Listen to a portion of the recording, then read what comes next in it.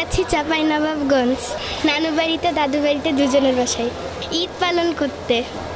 আমার অনেক ভালো লাগছে, খুব আনন্দ লাগতেছে। অনেকদিন পর বাড়িতে যাচ্ছি কোরবানি ঈদ করতে, এবং যা ট্রেনের মধ্যে ভিড় খুবই কম অন্যান্য বছরের তুলনায়। খুব ভালো লাগতেছে। বাবা মার সাথে দেখা হবে, অনেক আনন্দ হবে, সবাই মিলে আত্মীয় স্বজন সবার সাথে, বন্ধু বান্ধব। তো আনন্দ করতে যাচ্ছি, সব সময় যাই, কিন্তু সমস্যা হচ্ছে আমরা যারা ট্রেনে যাতায়াত করি ট্রেনের টিকিটটা আসলে পাই না। কারণ হচ্ছে ট্রেনের ওয়েবসাইটগুলোতে দেখা যায় যে 1 মিনিটের মধ্যে টিকিট শেষ হয়ে যায়, যেটা আমাদের কাছে আসলে আশ্চর্য লাগে। এই জায়গাটাতেই সমস্যা। সো আমরা টিকিট কাটতেছিলাম, 2 জনের জায়গায় তবে একটা টিকিট পেয়েছি আর কি, আর একটা স্ট্যান্ডিং টিকিট কেটেছি, যেটা দিয়ে দাঁড়ায় দাঁড়ায় যাইতে হবে আর কি। এই যাচ্ছি মোহনগঞ্জ।